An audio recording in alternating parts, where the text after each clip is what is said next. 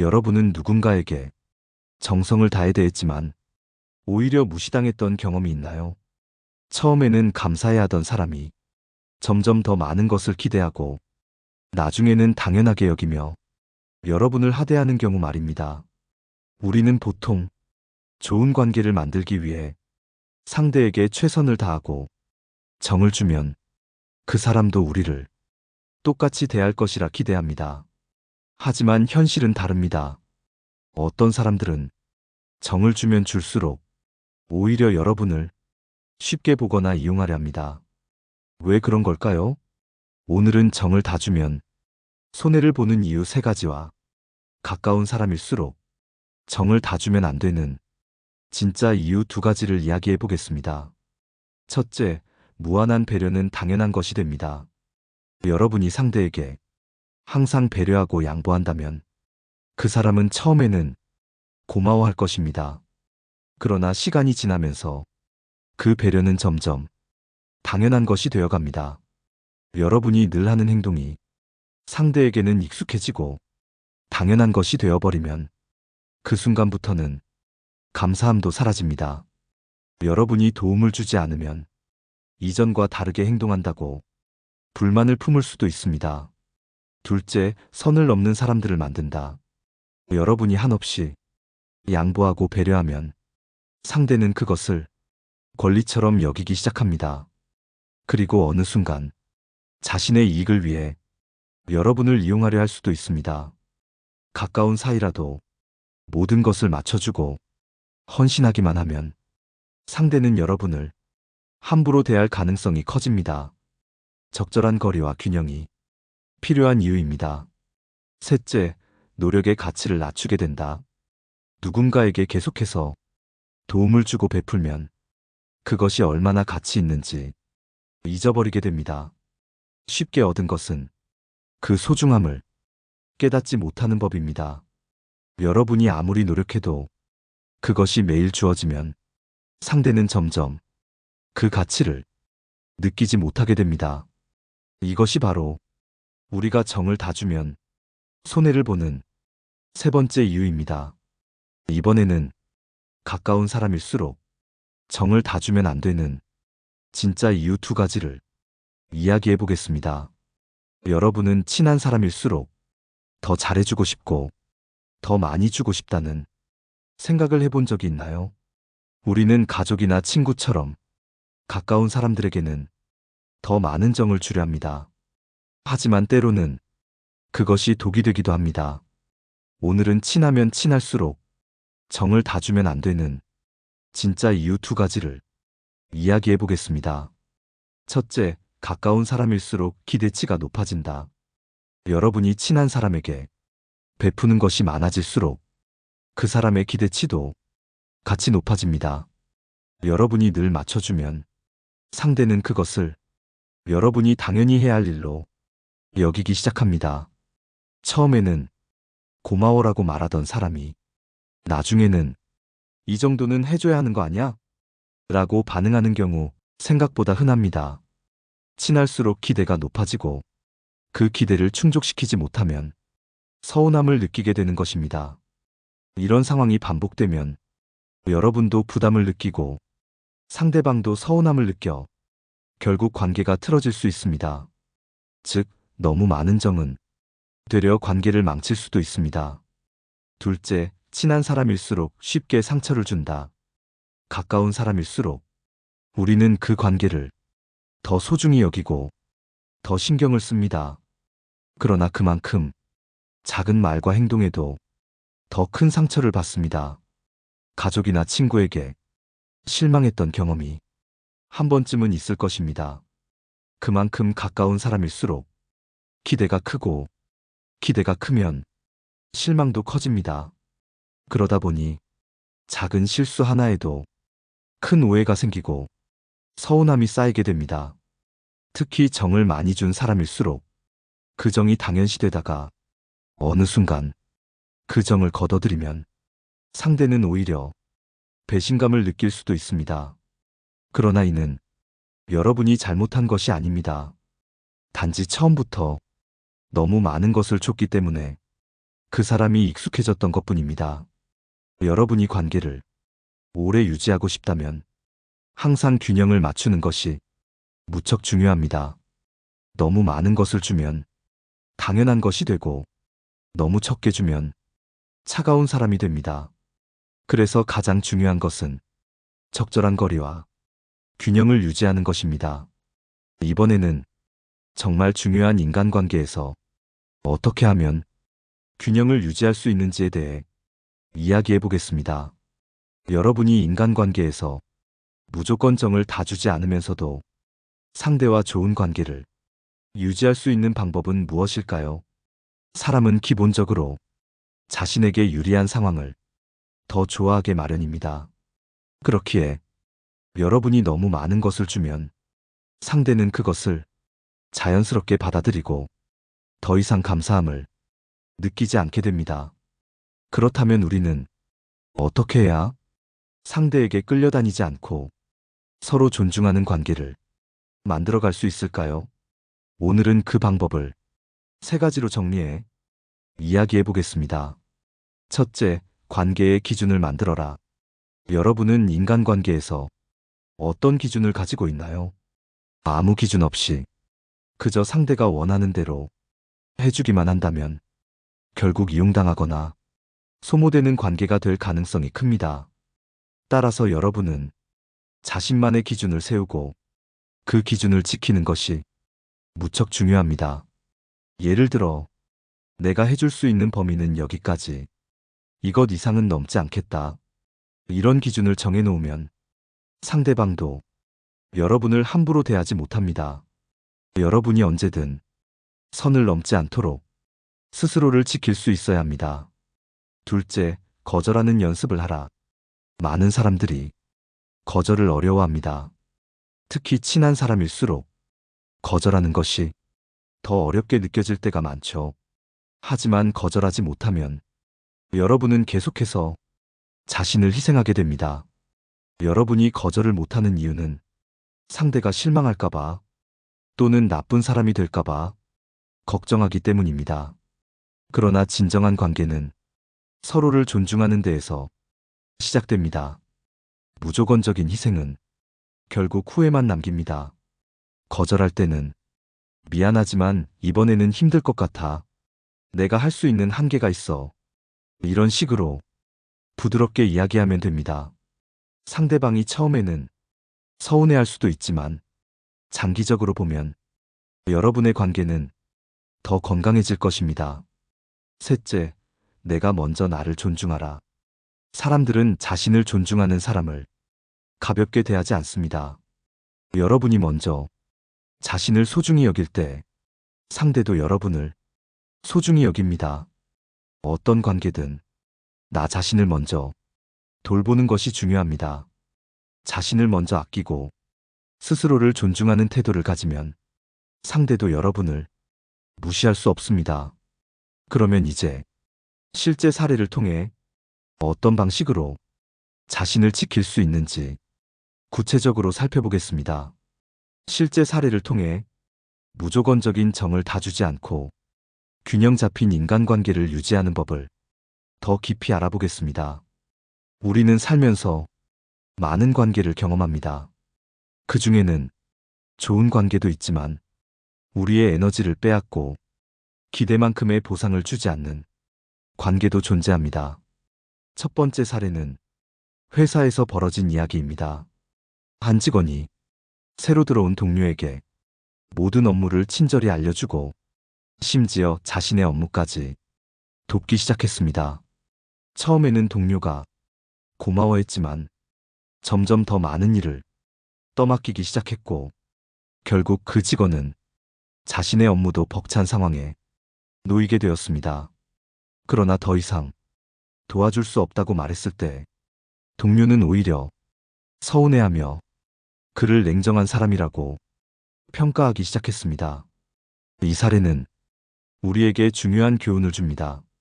처음부터 자신의 한계를 명확히 하지 않으면 상대는 점점 더 많은 것을 기대하게 된다는 점입니다. 여러분이 너무 많은 걸 주면 그게 당연한 것이 되어 나중에는 거절할 자유마저 잃어버릴 수도 있습니다. 두 번째 사례는 가족 간의 관계에서 발생했습니다. 어떤 어머니가 자녀에게 필요한 모든 것을 세심하게 챙겨주고 심지어 아이가 해야 할 일까지 대신해 주었습니다. 그런데 아이가 성인이 되자 모든 것을 당연하게 여기고 자신이 해야 할 일도 부모에게 떠넘기기 시작했습니다. 결국 어머니는 자녀가 독립하지 못하고 책임감 없는 사람이 되어버렸다는 사실을 깨닫고 뒤늦게 후회하게 되었습니다. 이 사례는 가까운 관계에서도 무조건적으로 다 해주면 상대가 의존적으로 변하고 결국에는 본인의 성장까지 방해하게 된다는 중요한 교훈을 줍니다. 때로는 사랑하는 사람을 위해서라도 선을 긋고 스스로 하게끔 만드는 것이 필요합니다. 마지막 사례는 친구 관계에서 일어난 일입니다.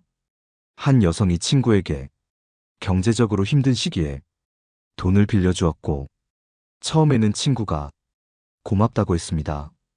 그러나 그 후로 돈을 갚지 않는 것은 물론이고 점점 더 자주 돈을 빌려달라고 하며 마치 그게 당연한 것처럼 행동하기 시작했습니다. 여성이 돈을 더 이상 빌려줄 수 없다고 했을 때 친구는 오히려 그녀를 냉정한 사람이라며 관계를 끊어버렸습니다. 이 사례는 우리가 인간관계에서 명확한 원칙을 가지고 있어야 한다는 점을 다시 한번 강조합니다. 돈뿐만 아니라 시간, 에너지, 감정 등 우리가 상대에게 주는 모든 것은 그 가치를 인정받을 때 올바르게 흘러갑니다. 그러나 무조건적인 베풀문 결국 상대의 의존성을 높이고 관계를 왜곡시킬 수 있습니다.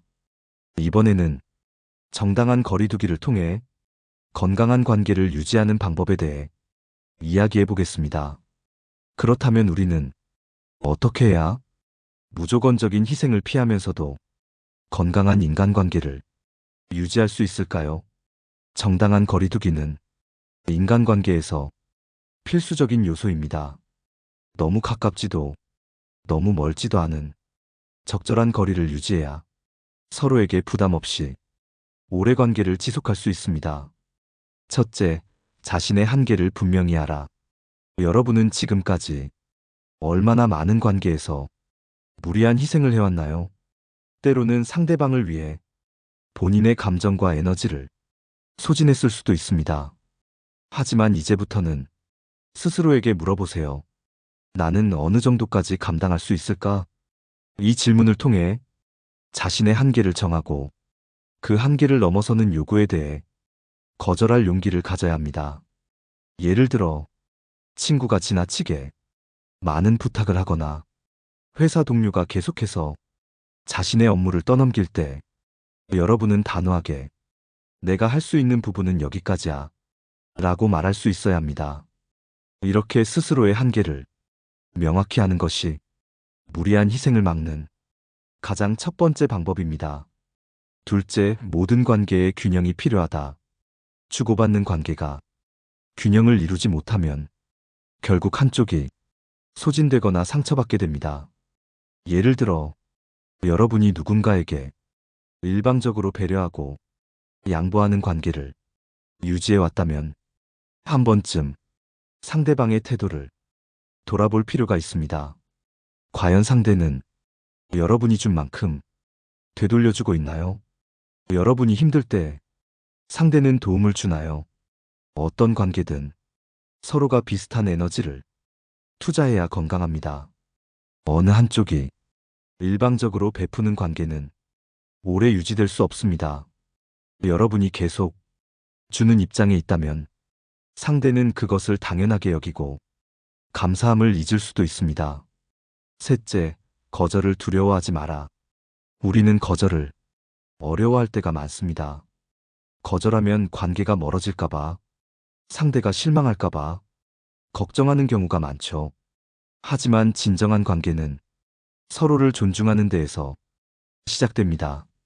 여러분이 거절했을 때 그것을 받아들이지 못하는 사람은 여러분을 진정으로 소중하게 여기는 사람이 아닐 수 있습니다. 오히려 건강한 관계에서는 서로가 자신의 한계를 존중하는 태도를 보입니다. 그러므로 필요할 때는 주저하지 말고 미안하지만 이번에는 어렵겠어. 내가 할 수 있는 부분이 아니야. 이렇게 거절하는 것이 더 나은 관계를 위해 필수적입니다. 넷째, 상대의 태도를 주의 깊게 관찰하라. 어떤 사람들은 여러분이 주는 것에 감사하는 반응을 보이지만 어떤 사람들은 그것을 당연하게 여깁니다.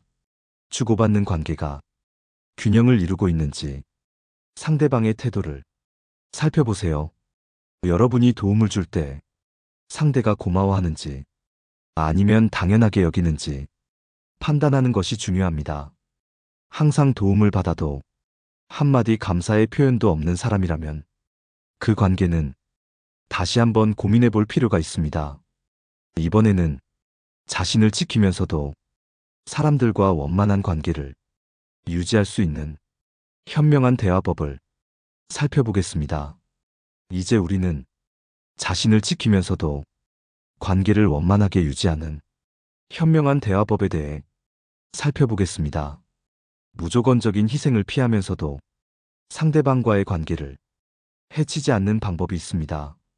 바로 단호하면서도 부드러운 대화법을 익히는 것입니다. 첫째, 거절을 부드럽게 표현하라.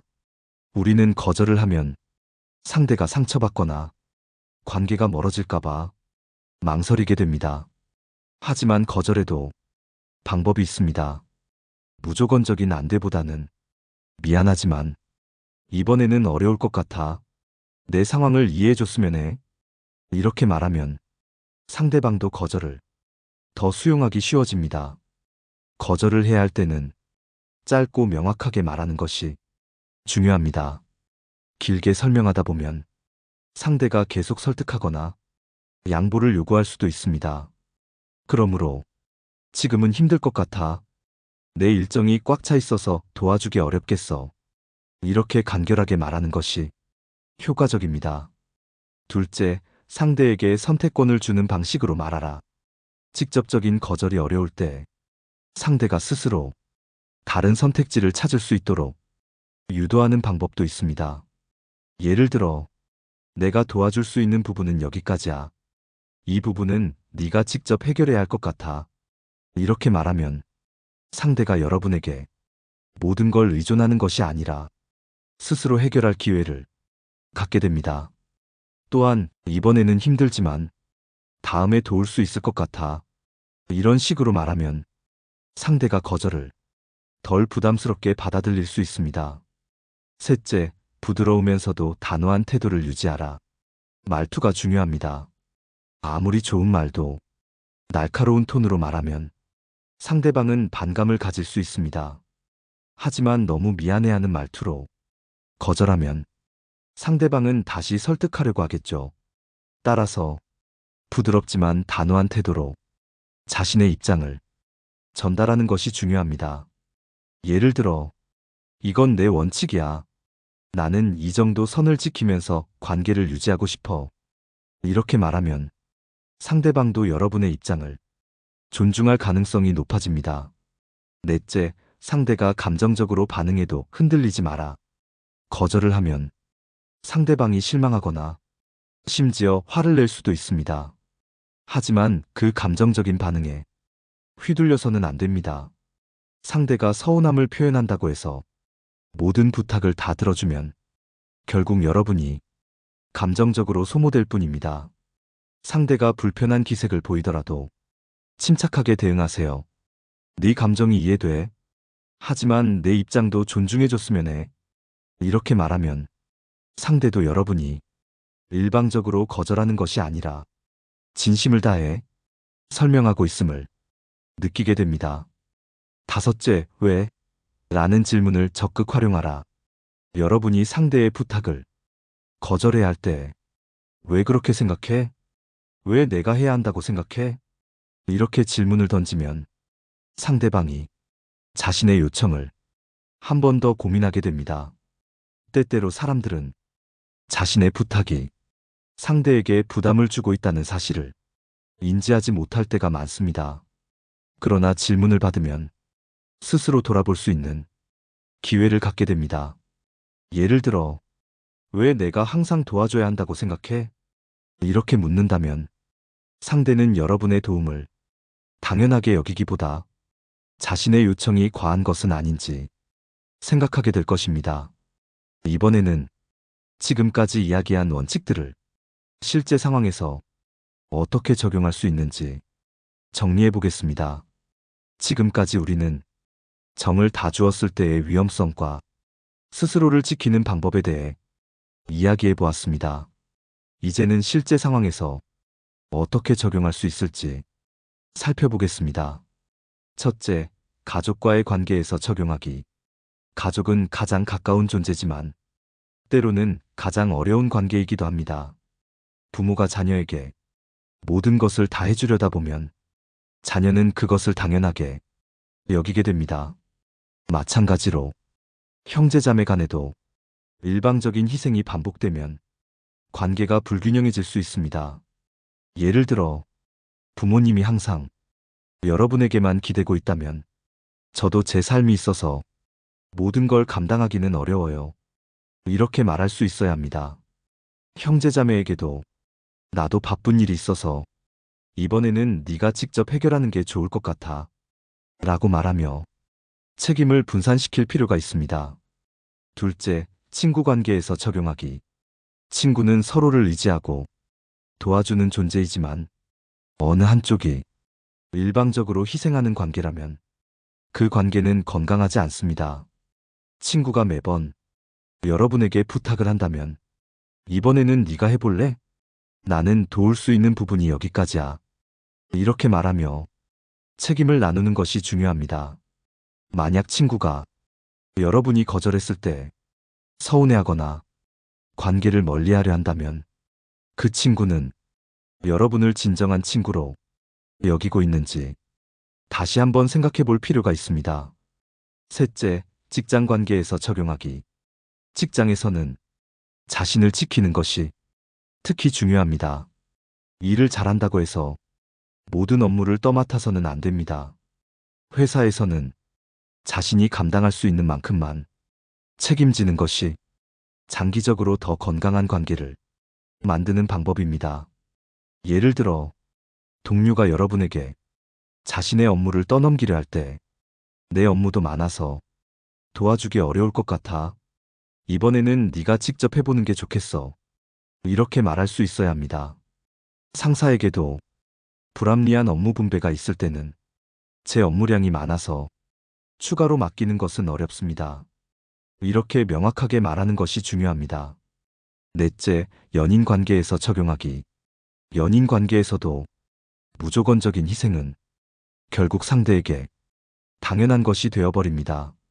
처음에는 배려하고 양보하는 것이 사랑처럼 보일 수 있습니다. 하지만 시간이 지나면 여러분이 하는 희생이 상대에게 당연한 것이 되고 여러분이 감당하기 어려운 수준까지 요구가 늘어날 수도 있습니다. 따라서 연인 관계에서도 나는 이 정도 선까지만 할 수 있어. 이 부분은 네가 직접 해결해야 할 문제야. 이렇게 말하면서 스스로를 지킬 필요가 있습니다. 다섯째, 거절 후에도 관계를 유지하는 방법. 거절을 했다고 해서 관계가 무너지는 것은 아닙니다. 오히려 건강한 관계에서는 서로가 자신의 입장을 솔직하게 말하고 그것을 존중하는 태도를 보이는 것이 중요합니다. 거절한 후에도 상대방과의 관계를 유지하려면 감사와 공감을 함께 전달하는 것이 좋습니다. 예를 들어, 내 부탁을 들어주지 못해서 미안하지만 나는 지금 내일도 바빠서 힘들 것 같아. 이렇게 말하면 상대방도 여러분의 입장을 이해하기 쉬워집니다. 여러분이 스스로를 지킬 수 있을 때 진정한 의미에서 건강한 인간관계를 유지할 수 있습니다. 오늘 이야기한 내용이 여러분의 삶에 조금이라도 도움이 되길 바랍니다. 여러분은 주변 사람들에게 어떤 관계를 맺고 있나요? 지금까지 여러분이 지나치게 희생했던 순간이 있었나요? 오늘 방송을 통해 조금 더 건강한 관계를 만드는 방법을 생각해보는 계기가 되었으면 합니다. 오늘 이야기가 도움이 되었다면 댓글로 여러분의 생각을 남겨주세요. 여러분의 경험과 의견이 많은 사람들에게 도움이 될 것입니다. 그리고 좋아요와 구독도 잊지 마세요. 다음 시간에도 여러분께 도움이 되는 이야기로 찾아뵙겠습니다. 감사합니다. 내 삶을 바꾸는 지혜였습니다.